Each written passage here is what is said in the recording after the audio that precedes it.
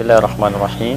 Alhamdulillah, wassalatu wassalamu ala rasulillah wa ala alihi wa sahbihi wa man walah, wa ba'du.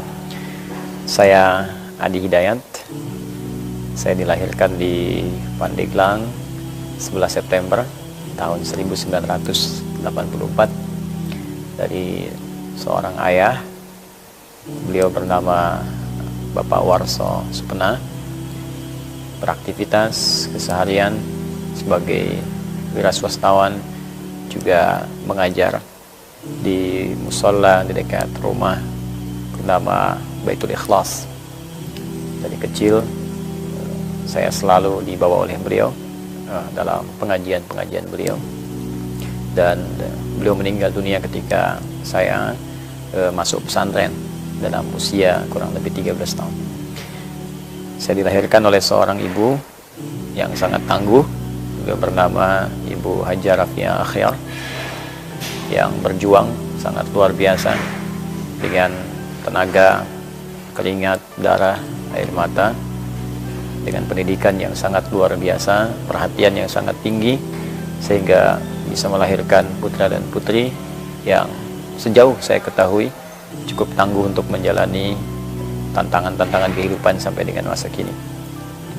Saya sekolah dari mulai TK di TK Bayangkara di Cekek, Karaton. Alhamdulillah mendapatkan pendidikan dini yang cukup baik, diajar oleh guru-guru yang sangat perhatian, ada Ibu Elin dan guru-guru yang lain, dan mendapatkan predikat sebagai siswa terbaik. Pada saat itu saya masih ingat mengenakan baju polisi ya, warna coklat pada saat itu. Kemudian masuk ke SD di SD Karaton 3 Pandeglang. Biasanya ibu saya punya visi kami dari kelas 1 sampai 3 di SD Karaton 3 karena ibu mengajar di sana. Kemudian dari kelas 4, 5, dan 6 kami dipindahkan ke SD 3 Pandeglang supaya mendapatkan pengalaman dan wawasan lebih luas. Ya, khususnya barangkali ketidakadaan ibunda mengajar di tempat itu akan membuat kami lebih terbiasa dan beradaptasi dengan lingkungan tanpa pengawasan orang tua secara langsung.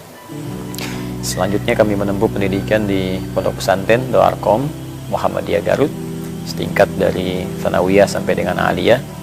Dan ini satu hal yang sangat menarik karena saya lahir di lingkungan Nahdlatul Ulama, kemudian sekolah berlanjut ke Muhammadiyah, dan nanti yang paling menarik setelah atau saat masa-masa sedang belajar itu dan libur, saya berdakwah di lingkungan Dewan Dakwah. Karena memang lingkungan keluarga kami berasal dari lingkungan yang sangat menarik. Sebagian besar beraktivitas di Ormas Islam, ada yang di Nahdlatul Ulama, ada yang di Muhammadiyah, ada juga yang di Dewan Dakwah, bahkan nanti ada relasi juga ke Persis atau Persatuan Islam, yang kemudian pada akhirnya berkumpul di Majelis Ulama Indonesia. Saya selesai di tahun 2003 di Pondok Pesantren Doarkom, juga mendapatkan prestasi sebagai santri terbaik pada saat itu. Alhamdulillah bisa dipertahankan dari TK, kemudian SD, sampai juga dengan lulus pesantren setingkat SMA. Lalu saya mencoba untuk melanjutkan studi ke Timur Tengah, mengajukan kemudian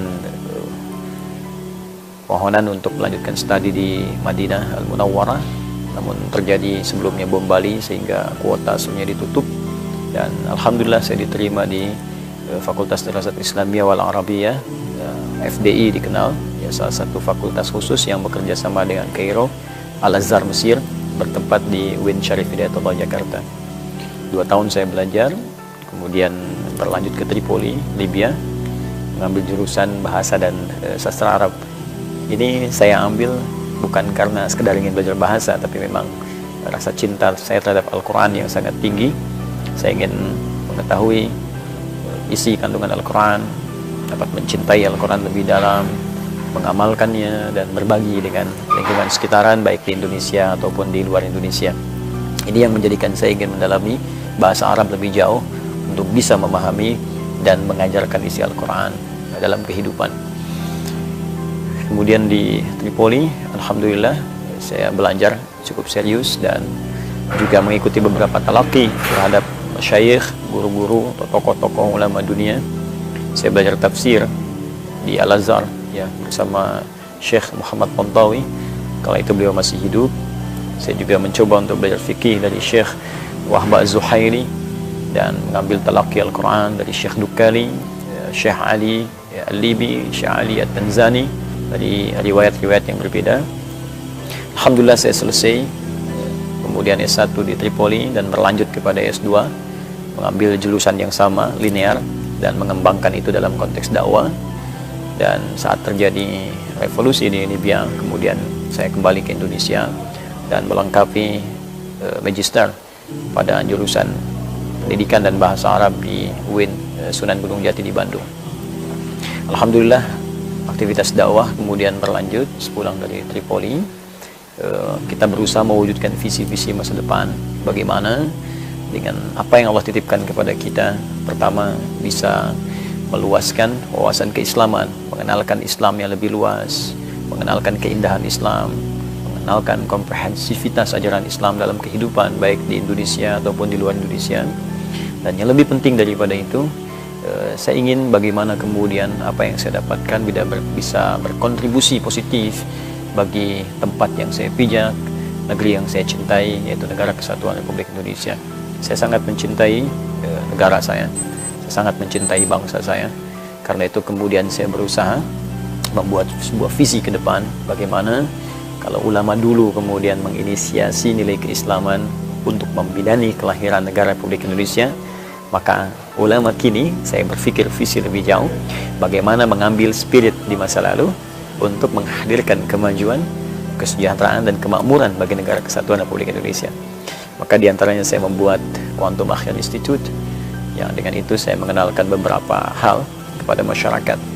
Pertama, memberikan wawasan keislaman yang luas sehingga masyarakat bisa mengetahui komprehensivitas ajaran Islam dan meminimalisir ya konflik-konflik yang sering terjadi di masyarakat akibat perbedaan pandangan-pandangan fikih ataupun yang lain. Kita turunkan semua referensinya, kita berikan pemahaman dan kita tampilkan cara baru barangkali dalam penyampaian tausiah atau pengajaran.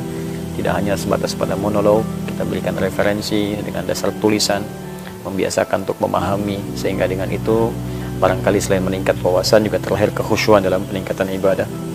Kemudian dari situ kita coba semarakan dan aktualisasikan nilai-nilai Al-Quran dalam kehidupan. Kita membawa spirit yang kita kenal dengan Al-Quran Sunnah Solution, ya, menghadirkan solusi dari nilai Al-Quran dan hadis-hadis atau sunnah-sunnah Nabi Muhammad SAW. Maka kita kemudian membuat sebuah sistem yang untuk mengenalkan Al-Quran, kemudian juga mendalami isi kandungan Al-Quran lewat kelas-kelas Al-Quran. Di kelas itu kemudian dibahas Al-Quran sesuai passion kehidupan. Ada kelas dunia usaha, kelas dokter, kelas pelajar, ya, kelas ilmuwan, sehingga spirit Al-Quran bisa diterapkan dalam kehidupan yang nyata. Ya, ada juga nanti kelas penghafal. Alhamdulillah Allah berikan sebuah jalan untuk menghafal Al-Quran 30 juz dalam 30 hari, dan Alhamdulillah ada yang menghatamkan dalam 15 hari, ya, 16 hari, 18 hari, 24 hari, ya, Al-Quran 30 juz. Dan spirit ini kita kumpulkan dalam satu divisi bernama At-Taisir Learning Center. Dan diantara itu yang coba kita lakukan juga, bagaimana kemudian menyampaikan risalah Islam sehingga diterima dengan baik oleh masyarakat, yaitu salah satunya kita mengkampanyekan nilai kedamaian Islam, nilai persahabatan dalam Islam, dan nilai kerukunan dalam Al-Quran dan Sunnah, sehingga kesan-kesan Islam saat ini yang dikesankan dalam tanda petik Islam identik dengan radikalisme, terorisme, nah itu bisa kita kikis dan kita tampilkan yang sebaliknya, yang sesuai dengan tuntunan yang nyata dari Al-Quran dan Sunnah Rasulullah SAW. Kurang lebih itu yang saya kerjakan saat ini, dan ide-ide tadi tidak hanya dituangkan dalam bentuk ceramah, pelatihan, tapi kami tuliskan juga dari beberapa buku-buku yang kurang lebih sampai saat ini ada 15 buku yang sudah saya tulis, ya, di luar tentunya karya tulis ilmiah atau makalah-makalah yang tersebar yang pernah kami kemudian tuliskan. Ya, ada yang berbentuk bahasa Arab, juga bahasa Indonesia. Dan saya bermohon pada Allah Subhanahu wa Ta'ala, apapun yang kemudian bisa saya capai itu bisa bermanfaat, ya, menghadirkan ampunan Allah dan khususnya memberikan pahala kepada ayah dan ibunda saya khususnya yang telah banyak berjuang untuk mendidik anak-anaknya. Semoga Allah muliakan keduanya, rahmati keduanya, dan menyatukan kami dan keluarga serta orang-orang tercinta di surga Allah Subhanahu wa taala bersama Rasulullah SAW. Ya, terima kasih. Dan sebagai penutup, saya sedang menikah. Allah karuniai alhamdulillah istri yang sangat setia, istri yang sangat cantik, istri yang sangat luar biasa gigih dalam berjuang, Ustazah Sufaira, dan dikaruniai kami 3 orang anak. Muhammad hamilul Quran, saya berharap dia menjadi seorang yang cinta dengan Al-Quran dan mengamalkannya. Yang kedua perempuan Amelia Habibatul Mustafa, ya, Amelia yang saya harapkan Habibatul Mustafa menjadi kekasihnya Rasulullah SAW. Yang kedua ini saya harapkan menjadi penguat untuk sunnahnya. Dan yang ketiga, ya, Muhammad Abdullah Amali, ya, seorang yang saya harapkan mengumpulkan 2 nilai dari Al-Quran dan sunnah tadi dan menjadi pejuang dalam kehidupan. Assalamualaikum warahmatullahi wabarakatuh.